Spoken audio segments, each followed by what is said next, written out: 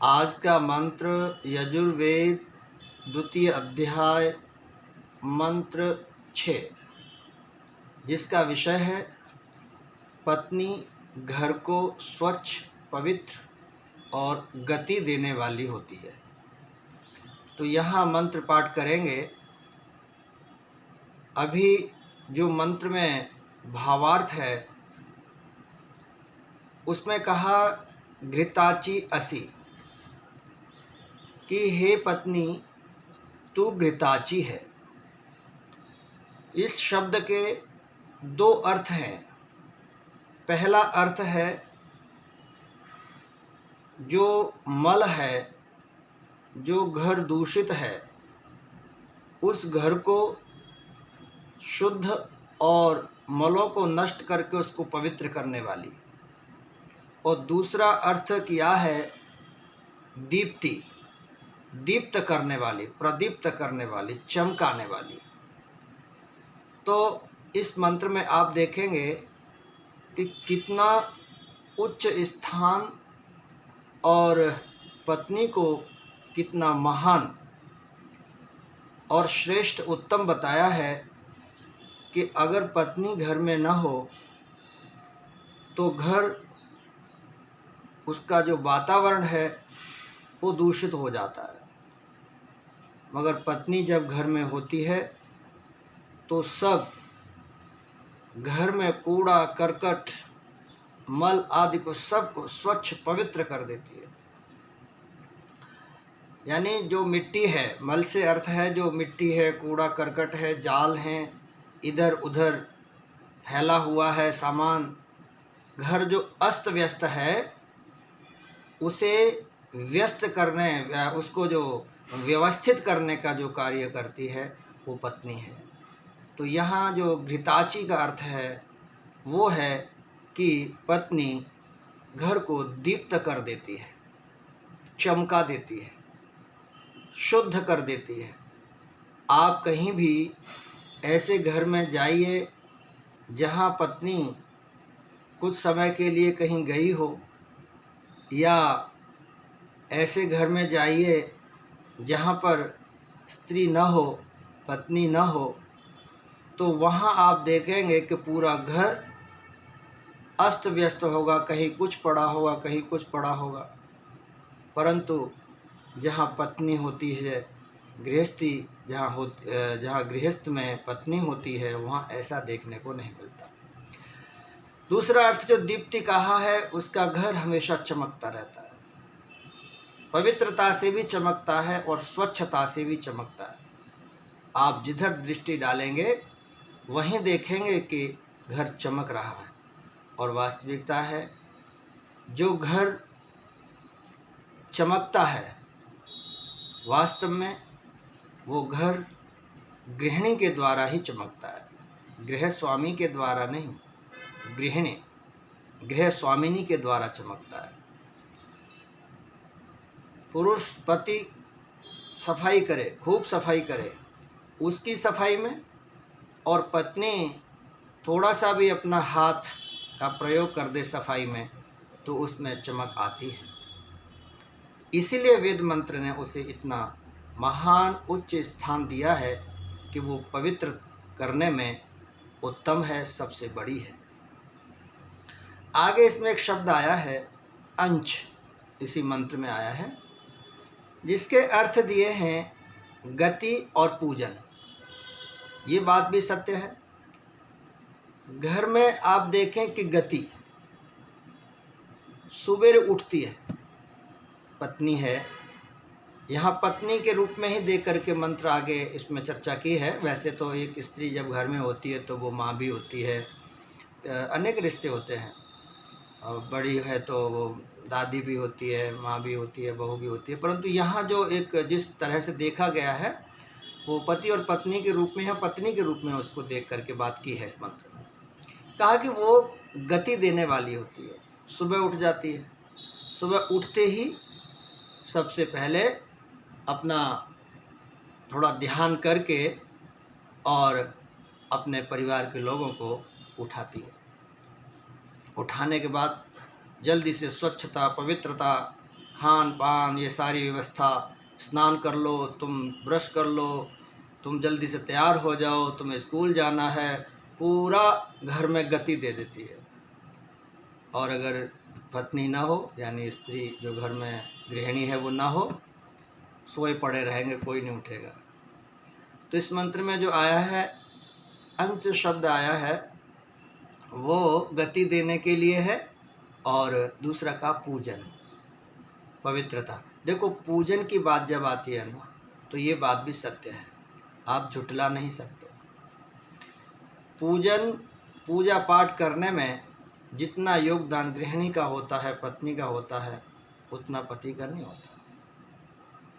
वही उसको प्रेरित करती है कि आप पूजा पाठ कर लीजिए, वही उसको प्रेरणा देती है। तो यहाँ पर पूजन और गति, इसमें जो आगे ले जाने वाला है वो पत्नी है, और यहाँ उसको अंत शब्द कह करके बुलाया है, प्रयोग किया उसका। आगे इसमें व्याख्याकार अपनी व्याख्या में लिखते हैं, मल से गति रुक जाती है। ये बात सच है। अगर घर में कूड़ा करकट पड़ा है तो मन भी मलिन हो जाता है, मन भी हमारा जो उत्साहित है वो नहीं रहता। और स्वच्छता पवित्रता हो तो मन हमारा बहुत प्रफुल्लित रहता है, गतिशील हो जाता है। तो ये सच है कि जो वातावरण दूषित है घर का, तो गति रुक जाएगी। तो कहा कि पत्नी सफाई करके घर को गति दे देती है। दूसरा कहा ज्ञान की दीप्ति से प्रभु का पूजन करके परमात्मा का पूजन करती है, और घर के वातावरण को एक एनर्जी देने वाला बना देती है। कितनी महानता हमारे शास्त्रों में गृहिणी की है। बहुत सारे मंत्र हैं ऐसे, वेद में तो चारों वेदों में, यहाँ तक कहा कि आधार राष्ट्र की हो नारी सुभग सदा ही। तो बहुत अच्छे अच्छे शब्दों से मातृशक्ति को, गृहिणी को और पति की पत्नी को बहुत सुंदर शब्दों से उसे महानता की ओर उसको संबोधित किया है।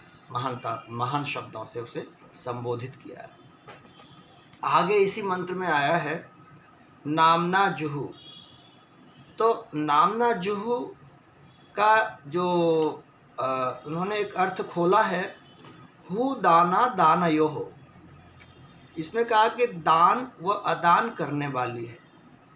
ये बात सच है। देखिए, अगर दान की बात करें तो इसमें भी इनका हाथ बहुत अग्रणी होता है, और ये घर को चलाने में, दान और आदान अर्थात देने लेने में, कहीं किसी को देना है तो इन्हीं के हाथ से दिया जाता है। और बहुत से लोग तो गृह लक्ष्मी कह कर के बहुत सारे कार्य गृहिणी के हाथ से कराते हैं। और जो लेना होता है, जैसे एक कहावत है कि लेन देन, इसमें जो दान और अदान की बात आती है होता है लेन देन। किसी को लेना है, किसी से पैसा लेना है, किसी को देना है, कोई घर लेना है, घर बेचना है, गाड़ी लेना है, गाड़ी बेचना है, और भी घर परिवार के, घर गृहस्थी के जितने भी कार्य हैं, वो सारे के सारे जो भी कार्य होंगे वो लेन देन होंगे, वो इनके माध्यम से होंगे। तो वेद ने तो बहुत महान बनाया है। वेद मंत्र तो यहाँ पर पूरा आधार ही बना दिया। और कहा, और शादी विवाह के मंत्र जब होते हैं, पढ़ते हैं, तो उनमें भी ये बातें आती हैं। वहाँ भी ये कहा जाता है कि इस तरह से लेन देन आपके ही हाथ से होना चाहिए। आगे संग्रह व व्यय। संग्रह करने में तो ये सच बात है कि संग्रह करने में जितना योगदान स्त्री यानी पत्नी का होता है, उतना पति का नहीं होता। इसलिए इनको गृहिणी का है, ये ग्रहण करती हैं, ये परिवार को भी ग्रहण करती हैं, पति के भाई बहन परिवार सबको ग्रहण करती हैं, ये धन दौलत सबको ग्रहण करके रखती है, इसलिए इनको गृहिणी कहा है। पूरे घर को ग्रहण करके रखती है। और इसीलिए ना जो ग्रह हैं, ग्रह जैसे सूर्य होता है, सूर्य ग्रह है और सब ग्रहों को ग्रहण करके रखता है, ऐसे ही स्त्री का स्वरूप है, वो भी घर में सूर्य की भांति सब परिवार को ग्रहण करके रखती है। और मंत्र तो यही कह रहा है कि वो रखती है। अब बाकी सामान्य क्या है ये हम स्वयं आकलन अपना करें, बात अलग है, मगर मंत्र ये कह रहा है कि वो सबको ग्रहण करके रखती है और रखना भी चाहिए। तो संग्रह की बात आती है, तो संग्रह देखिए बहुत सारे जगह स्थानों पर आपने देखा होगा कि जब घर से कोई सामान निकालने की बात आए तो गृह स्वामी पति है, वो कहता है ये भी हटा दो वो भी हटा दो, मगर ये संग्रह करने वाली है, इसकी प्रकृति ऐसी है, इसलिए कभी पुरानी चीज़ों को बाहर फेंकने की चेष्टा नहीं करती, घर में भर के रखती है। वो शुभ माना जाता है, अच्छा माना जाता है, चाहे अन्न हो चाहे वस्त्र हो, तो उसको ये कभी फेंकना नहीं चाहती। तो ये संग्रह करना इनका स्वभाव है, जो कि अच्छा माना जाता है, क्योंकि संग्रह में न जाने कब आवश्यकता पड़ जाए। तो इसी चीज़ में मनु महाराज ने भी अपना विचार दिया, उन्होंने कहा हमें और समझाया, अर्थस्य संग्रहे चैनाम व्यये चैव नियोजयेत। इनको यहाँ पर अर्थ सचिव कहा है, पत्नी को अर्थ सचिव है, मतलब अर्थ को संभालना इन्हीं का काम है, क्योंकि पति के हाथ से बहुत खर्च होता है। पति के हाथ में पैसा हो फिर रुकेगा नहीं, और पत्नी के हाथ में हो तो सहजता से निकलेगा नहीं। पर ध्यान रहे, संग्रह करना चाहिए। यहाँ तक कहा है कि थोड़ा थोड़ा संग्रह करना चाहिए, परंतु उस संग्रह का सदुपयोग करना चाहिए। आवश्यकता पड़े पति को घर के कार्यों में तो धन निकाल करके देना चाहिए। तो सचिव, गृह सचिव गृहिणी सचिव है, तो पूरी व्यवस्था संभाल रहे, तो आवश्यकता पड़ेगी तो तुरंत निकाल के देगी। इसका अर्थ ये नहीं है कि रखे रहो चाहे कुछ भी हो जाए, देना ही नहीं है, नहीं, देना है, आवश्यकता पड़ने पर देना है। सबको खिलाकर, आगे बहुत अच्छी बात कही इसमें, बहुत महान, ये बड़ी विशेष बातें कही इस मंत्र के अंदर। ऐसे बहुत सारे मंत्र हैं, आप सुनेंगे बड़ा अच्छा लगेगा आपको। इसलिए मैं कहता हूँ कि आप क्रमशः सुनते रहिए इन मंत्रों को, घर बैठे आपको सुनने को मिल रहे हैं। कोई मैं व्याख्या, भाषण, व्याख्या, ये सब प्रवचन आदि को ना समझें आप ऐसा, ये केवल आपके लिए एक समझने के लिए बात कही है। मैं प्रयास करता रहता हूँ। कहा कि सबको खिलाकर यज्ञ शिष्ट वो खाती है। देखो सबको, ये वास्तविकता है। माताएं हमेशा से पति को खिला दिया, बच्चों को खिला दिया, सास ससुर को खिला दिया, बाद में खाते थे। तो जैसे यज्ञ करने वाले को यज्ञ का बचा हुआ खाना प्रसाद हो जाता है, ऐसे ही पत्नी जो है जब अपनी धर्म निष्ठा कर्तव्य प्रसन्नता के साथ भोजन बना के सबको, बच्चों और पति को जब खिलाती है तो उसका मन प्रफुल्लित हो जाता है, और वो फिर बाद में खाती है तो वो समझती है कि मेरे लिए तो ये प्रसाद है। तो ये एक विशेषता है, उसका एक सद्गुण है, जिसके कारण घर स्वर्ग जैसा बन जाता है। घर में सब प्रेम करते हैं एक दूसरे को, सब एक दूसरे का सम्मान करते हैं। का सा प्रियेण धामना इदम प्रिय सदः, वह तू इस प्रेम सुख देने वाले घर में बैठ विराज रहे। ये घर तेरे कारण ही अच्छा है, तू नहीं तो ये घर में कुछ नहीं, इसलिए तू इतनी महान है, तू सबसे प्रेम करने वाली है। सा प्रियेण, तू इस प्रेम, इस अच्छे घर को संभालने वाली है, तेरे बिना इस घर में कुछ नहीं है। तू दृढ़ता से बैठ इस घर में। नामना ध्रुवा, तू ध्रुव नाम वाली है। तेरा नाम ध्रुवा, यानी जो ध्रुव तारा होता है हिलता नहीं है, ऐसे तू पत्नी अर्थात गृहिणी, तू घर जिस घर में एक बार आ गई बैठ गई है, दृढ़ता से बैठ जा।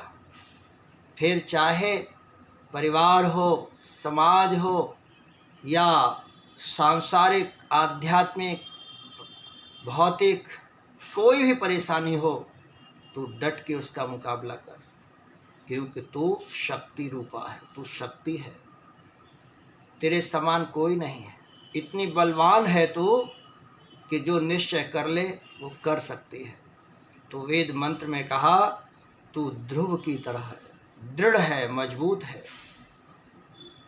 और ये बात सच है, जिस घर में गृहिणी यदि ध्रुव है, दृढ़ है, मजबूत है, संस्कारवान है, चरित्रवान है, अच्छी है, तो वो घर अच्छा हो जाता है, बहुत ही सुंदर हो जाता है, पवित्र हो जाता है।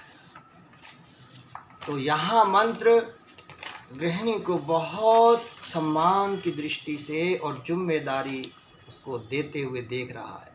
ऋतस्य ऋतस्य योनौ ध्रुवा, ये जो घर है ये सजा हुआ है, ये सात्विक बन जाएगा, ये सात्विक घर है। घर के सब लोग सुव्यवस्थित होकर ध्रुव रहें, मजबूत रहें। जब गृहिणी ध्रुव हो गई, मजबूत हो जाती है, तो सब मजबूत हो जाते हैं, सबको नियम में चलाती है, सबको व्यवस्थित कर देती है। पाही यज्ञम, घर में यज्ञ सुरक्षित रहे, सुरक्षित हो। वास्तविकता है घर में यज्ञ माने श्रेष्ठ कार्य पत्नी यदि चाहे तो घर में पूजा पाठ, यज्ञ और अच्छे कार्य हो सकते हैं, ना चाहे तो नहीं होंगे। तो हे प्रभु माम यज्ञन्यम पाही, इसमें कहा पदार्थों के जुटाने वाले, यज्ञ को आगे ले जाने वाले की सुरक्षा कीजिए। हे प्रभु, मेरे घर में जो पत्नी है, गृहिणी है, ये सभी यज्ञ कार्यों को करती है, सारी व्यवस्थाएं संभालती है। इसलिए जो ये यज्ञ कर रही है परिवार की उन्नति के लिए, परिवार, बच्चों के लिए, पति के लिए, अपने परिवार के लिए, सबके लिए कर रही है। हे ईश्वर, आप इसकी रक्षा, यज्ञ करने वाले की अर्थात गृहिणी की रक्षा आप सदा करते रहें। तो इस मंत्र में सूक्ष्मता के साथ ये मैंने रखा है। अब थोड़ा इसका मैं पाठ कर रहा हूँ। मंत्र का मंत्र बड़ा है। ओम घृताच्यसि जुहुर्नाम्ना सेदं प्रियेण धाम्ना प्रियं सद आसीद। घृताच्यस्युपद्भिन्नाम्ना सेदं प्रियेण धाम्ना प्रियं सद आसीद। घृताच्यसि ध्रुवा नाम्ना सेदं प्रियेण धाम्ना प्रियं सद आसीद। प्रियेण धाम्ना प्रियं सद आसीद। ध्रुवा असत् नन्दितस्य योनौ ता विष्णो पाहि पाहि यज्ञं पाहि यज्ञपतिं पाहि मां यज्ञन्यम। तो ये मंत्र है, आज थोड़ा बड़ा हो गया है, आप इसे सुने, आगे भी सुनते रहें और लाइक, सब्सक्राइब और कमेंट जरूर करें कैसा लगा। धन्यवाद।